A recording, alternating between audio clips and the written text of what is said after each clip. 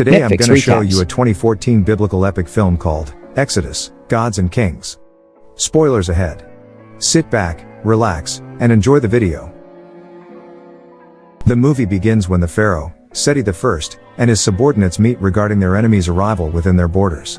The Pharaoh asks the high priestess to check the entrails, so she obliges.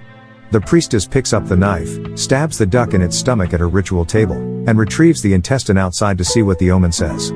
After burning the organ, the chantress utters the message that a person will be saved in the war and soon become a leader. She warns them of the prophecy, as it will either be the general of the Egyptian royal family, Moses, or Prince Ramses, as they are in charge of the attack that will overthrow the Hittites at Kadesh.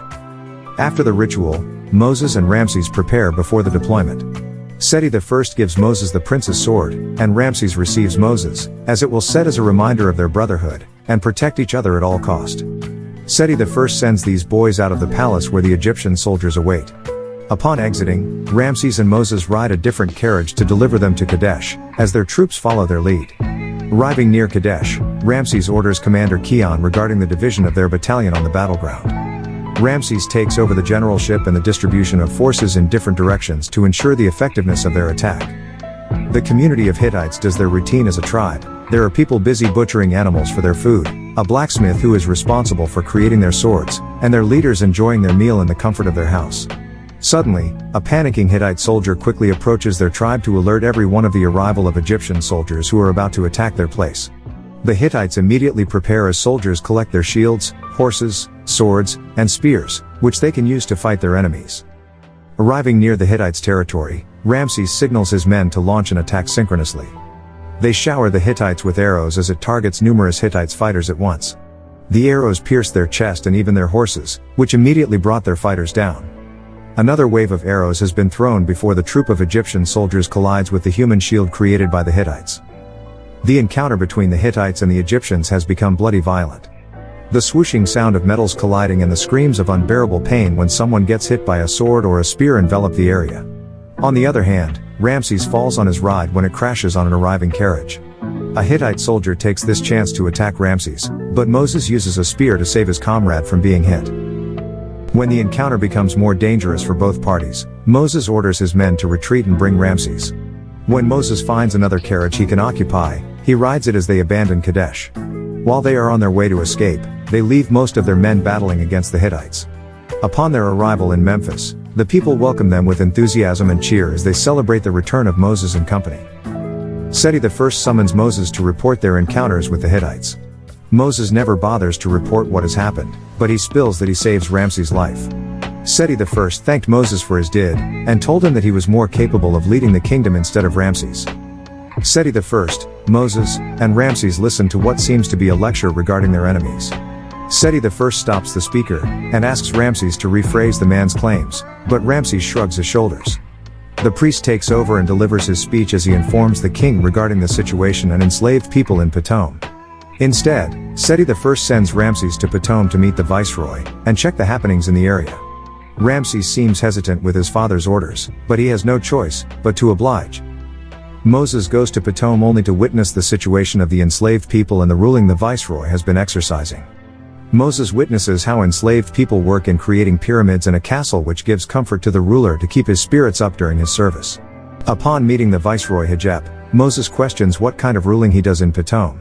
But Viceroy Hijep demands troops to maintain order and control over their slaves, but Moses never likes his idea. Moses invites Hijep to meet the people to debunk his precarious theory, but the latter declines. Moses roams around Ptolemy's vicinity to assess the situation of the slaves. He witnesses how hardworking the Hebrews were in building statues and infrastructures within the area. Moses also sees a man, Joshua, being whipped by a guard, so he meddles and stops him from being punished. For further checking, Moses asks his men to group the elders he suspects would cause rebellion in the future. When he converses with one of the slaves, he meets Nun, the elder with whom he had a conversation regarding religion and Canaan. Moses asks one of his soldiers to collect the names of these aged people as they might use them for future purposes.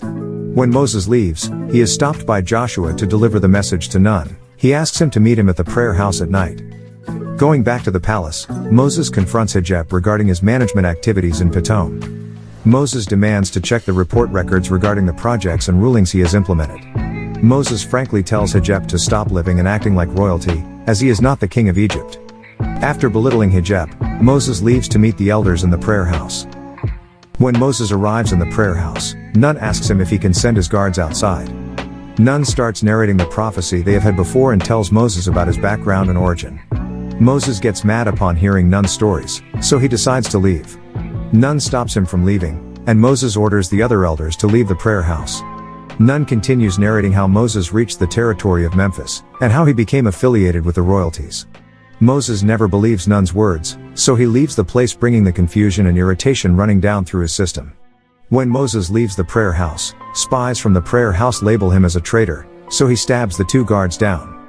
But there are 2 Hebrews who eavesdrop, so they report what they have heard from Nun and Moses' conversation. Returning to Memphis, Moses sees that physicians and attendants surround the Pharaoh. Despite Seti's situation, he orders Moses to deliver his report regarding Ptolemy. Moses reveals Hijab's doings in Ptolemy, but Seti seeks more.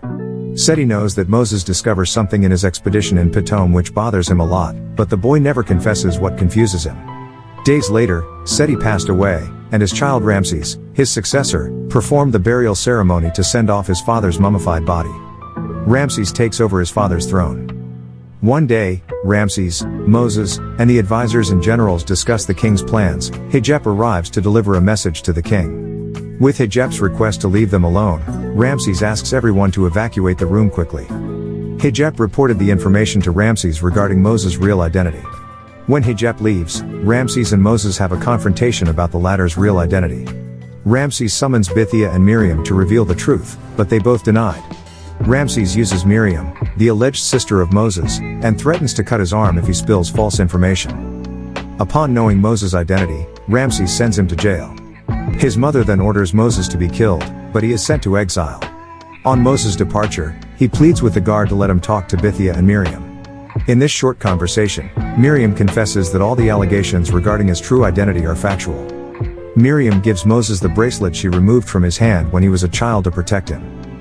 Moses struggles to survive in the desert. He finds his sword hidden in the cloth on the horse's back. Moses decides to stop when his horse dies as he has no food and water that it can eat. While resting, 2 enemies arrive. They try killing him with their swords, but Moses does the other way around. Moses continues his journey by traveling across the desert until he reaches the Red Sea. He sees a group of women retrieving water when men bringing their goats dominate them. Moses strides in their direction to overthrow this man as he shows them his sword. Men start to back off and send their goats away from the water pump. Zipporah invites Moses to their community to eat and rest. But Zipporah's father, Jethro, interrogates Moses, which he respectfully declines. Instead of a temporary stay, Moses and Zipporah develop a romantic relationship, leading them to marriage. 9 years later, Ramses orders his men to build his tomb and palace. Many enslaved people worked around Memphis to establish the pharaoh's desires. He demands his men to create this huge project quickly, disregarding the problems they might encounter in doing so. Moses plays with his son, Malak, as they converse regarding God's mountain. Moses never believed in such superstitious beings, so he confused his kid. However, Gershom asks his mother Zipporah regarding his father's claims, which leads her to confront Moses while he takes care of the herd of goats and sheep. Moses, being a herdsman, follows where his sheep go despite the heavy rain that hinders him from climbing. The sheep climb the forbidden mountain, so he follows them wherever they go. Suddenly, a landslide happens. The rushing of mud and rocks knocks Moses off the ground, and then loses consciousness. Hours later, Moses wakes up as the dirt buries him. He hears someone calling his name as he sees something that seems to be burning a few meters away from him. Seconds later, a child, Malak, talks to him and asks him to become a general to fight for his people. Moses wakes up while Zipporah attends to his needs. Moses narrates what he had witnessed in the mountain before being hit by the storm. Moses tells Zipporah about God as he tries looking for Malak. Zipporah never believes Moses' words as he labels his claims as a delusional effect of his accident. Moses takes this chance to confess his real identity to his wife, which he has hidden for years, but Zipporah disregards him and tells him to rest. While Moses bonds with Gershom, he sees the rocks positioned akin to Malak's creation and his face as Gershom's. Moses immediately picks up his son and brings him to their house. The appearance of Malak makes Moses realize he needs to go back to Memphis. So, he prepares his horse and sword that he will use on his journey. Before Moses leaves, he asks Gershom and Zipporah's permission, but both get mad at him for his decision. With Moses' arrival in Pitom, he sees slaves getting burned day and night. He looks for the prayer house where he sees Nun and Joshua, Aaron, his brother, and some people who seem to be his relatives. After thorough planning, Moses chooses to visit Ramses in his palace to express his suggestions. When Ramses visits the stable, Moses takes this chance to talk to him. Moses, who was once an atheist, now believes in God and tells the orders he received to Ramses. After stating what Moses needs from Ramses, he rides his stallion to escape. Ramses is astonished by Moses' arrival in his palace. He orders his men to terminate Moses and his family to defy the prophecy and eliminate the feeling of being threatened. Egyptian soldiers deployed to eliminate Moses and his kind. They attacked Pitom to locate Moses, but no one pointed out his whereabouts. Ramses chooses to eliminate the family members of slaves till Moses appears. This move pushes slaves to join the army who will fight Ramses and his soldiers. The persecution continues, which inspires the slaves to eliminate Ramses' inhumane treatment of them. Moses leads the slaves into training to prepare for their future encounters. Moses teaches them how to aim accurately with their bows, and kill their enemies with their arrows. Moses encouraged them to eliminate the Egyptian resources needed to survive and accomplish their endeavors. They sneakily plot their plan as they spill oil around the area to set an arson. At the same time, they take this chance to attack the Egyptians as they turn the city into ashes. Moses talks to Malak regarding the next move they must imply to stop the slavery that Egyptians have done to his people. Malak suggests letting Moses watch how the Egyptian will face right in front of him. Animals start attacking humans, such as the crocodiles preying on Egyptians on their voyage.